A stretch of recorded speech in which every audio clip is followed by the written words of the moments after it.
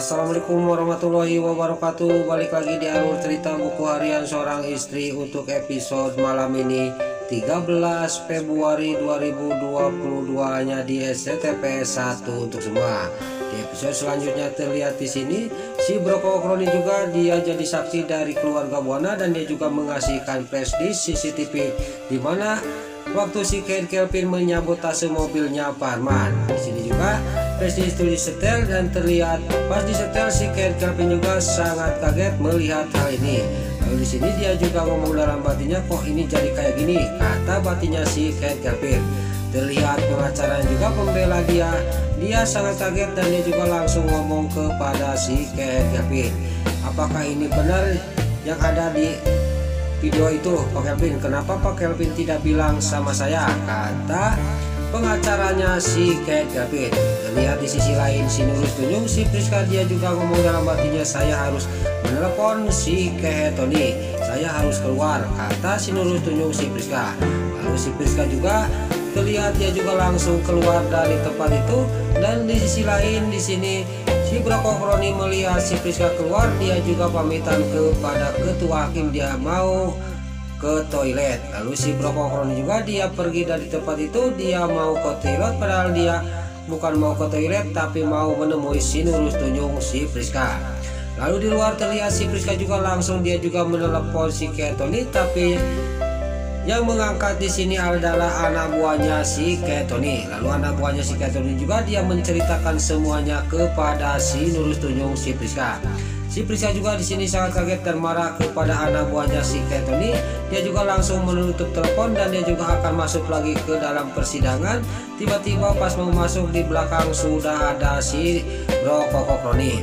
Lalu terlihat si Priska juga ngomong kepada si Broko Kroni, kamu mau apa lagi Kroni, kata si Nurul Tunjung si Priska. Lalu si Broko Kroni juga dengan santainya dia ngomong kepada si Priska, udahlah Priska, kamu itu harus jujur, jadi saksilah kamu di waktu penculikan Junior. Kalau kamu tidak mau jadi saksi, kamu akan barengan masuk penjara sama si Kelvin, kata si Broko Kroni, karena saya punya buktinya. Lalu di sini si Nurul Tunjung si Priska juga ngomong kepada si Broko Kroni, bukti apa kamu, kata si Nurul Tunjung si Priska. Lalu si Broko Kroni juga dia nggak banyak basa-basi, dia juga mendengarkan rekaman ya waktu si Nurul Tunjung si Priska menelepon anak buahnya si Tony untuk menyergap Nana dan Dewa. Lalu pas dia lagi ngobrol datanglah si Nurul Tunjung si alias si Hilenatel.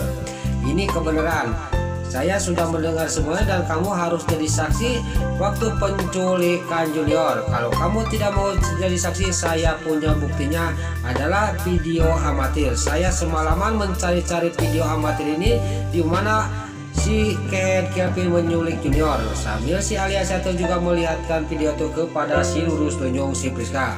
Si Priska juga di sini sangat kaget setelah melihat video di HP-nya si alias Hatel dan dia juga dalam batinnya, saya minta maaf Pak Kelvin, saya harus melakukan hal ini, kata batinnya si Nurul Tunjung si Priska. Lalu si Broko Kroni juga sambil tersenyum kepada si Priska, bagaimana Priska? Ya udah saya mau jadi saksi, kata si Priska sambil dia meninggalkan si Broko Kroni dan si alias Hatel masuk ke dalam. Dia juga diikutin sama si alias Hatel dan si Broko Kroni masuk ke dalam persidangan. Lalu terlihat di sisi lain Pak Fajar sama Balia juga dia sampailah ke kontrakannya Balia. Tadinya Pak Fajar cuma langsung pulang, tiba-tiba di sini Pak Balia juga mengajak dulu Pak Fajar masuk ke dalam, harus mandi dulu dan kita makan dulu. Singkat cerita Pak Fajar juga langsung ke kamar mandi dan sudah beres dari kamar mandi. Di sini sudah siap makanan yang sudah siapin oleh Balia. Lalu terlihat Pak Fajar juga dia sudah makan, dia juga langsung pamitan untuk pergi dari kontrakannya Balia. Dia mau langsung ke rumah sakit.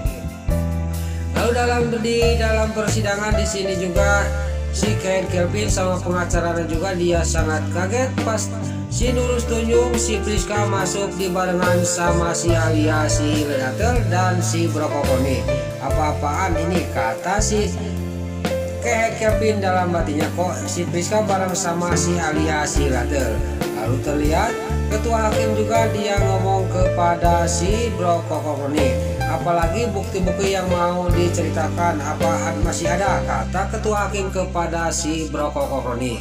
Lalu di sini si Brokokoroni juga dia mengatakan kepada ketua hakim, saya bukan bukti lagi, saya punya saksi di dalam penculikan junior, yaitu ini teman saya adalah si Alia. Lalu singkat cerita di sini si Alia itu juga langsung berdiri, saya cari dan saya juga punya bukti hakim, kata si Alia. Tapi di sisi lain di sini pembelanya si Kelvin yaitu pengacaranya itu orang ini tidak masuk di pendaftaran saksi untuk di keluarga Buana, kata pengacaranya si Kelvin. Tapi ketua hakim di sini menolak keberatan dari pembelanya si Kelvin. Lalu si Alia Seaton juga langsung masuk ke depan dan dia juga langsung mengasihkan video itu kepada orang yang suka memutar video ini. Dan di video ini juga disetel di laptopnya. Lalu terlihat si Alia Seaton juga di sini dia ngomong kepada ketua hakim, silakan sekarang putar video itu Pak, kata si Alia si Ledatel. Lalu di sini video itu juga yang sudah dikasihkan sama si Alia Seaton, dia di sini juga video itu diputar. Terbuktilah di sini si Kelvin yang mau menculik junior ini dari rodanya, dia sangat kaget. Si Kelvin telah melihat video ini, dia juga sudah tidak bisa bergerak lagi. Lalu terlihat ketua hakim juga pas di sini dia ngomong lagi kepada saksi yang kedua, coba saksi yang kedua siapa, maju, kata ketua hakim kepada si Priska.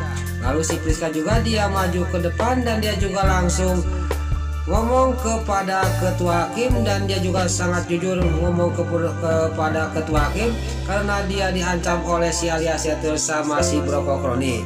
Lalu terlihat si Kelvin dia melihat si Priska dia jadi saksi dan dia juga ngomong dalam batinnya, kenapa si Priska ikut-ikutan membela keluarga Buana, ini kok jadi kayak gini, kata batinnya si Kelvin. Pas lagi panik si Kelvin datang lagi di sini Lucky Dewi membawa supir pickup yang dimana waktu si Kelvin menaruh junior. Lalu di sini Lucky sama Dewi juga ngomong kepada ketua hakim. Terlihat si Kelvin juga di sini tidak bisa bergerak lagi, juga tidak bisa ngomong lagi, ini pasti saya akan panjang penjara saya, kata batinnya si Kelvin. Lalu ketua hakim juga sama jeng-jengannya dia ngomong kepada supir pickup itu suruh maju ke depan. Di sini juga supir pickup ini juga langsung menceritakan semuanya kepada ketua hakim. Lalu supir pickup ini sudah menceritakan semuanya. Di sini juga terlihat ketua hakim dan pengeringannya dia ngomong, dan di sini ketua hakim juga di sini ngomong kepada si Kelvin bahwa si Kelvin dijatuhin hukuman seumur hidup karena kasusnya berlapis, kata ketua hakim kepada si Kelvin sambil ketua hakim memukul di mejanya. Di sini juga si Kelvin juga sangat kaget sampai dia hampir pingsan, dan dia juga langsung menunjuk dan dia membentak-bentak kepada ketua hakim. Dan gak lama kemudian datanglah penjaga dan si Kelvin juga dibawa dari tempat itu untuk langsung dibawa ke lapas dan dimasukkan lagi ke penjara. Singkat cerita di sini juga si Kelvin juga langsung dimasukkan ke mobil, dan di sini juga singkat cerita si Kelvin juga sampai lagi ke lapas, dan di sini si Kelvin juga dimasukkan ke tahanan untuk di penjara lagi. Di sini di sisi lain terlihat Pak Fajar dan dia pamitan kepada Malia, dia juga pergi dari kontrakannya dan dia juga langsung menuju ke rumah sakit. Singkat cerita di sini Pak Fajar juga sampailah ke rumah sakit dan terlihat Tante Merin juga ngomong kepada Pak Fajar, kemana aja kamu nak, kata Tante Merin kepada Pak Fajar.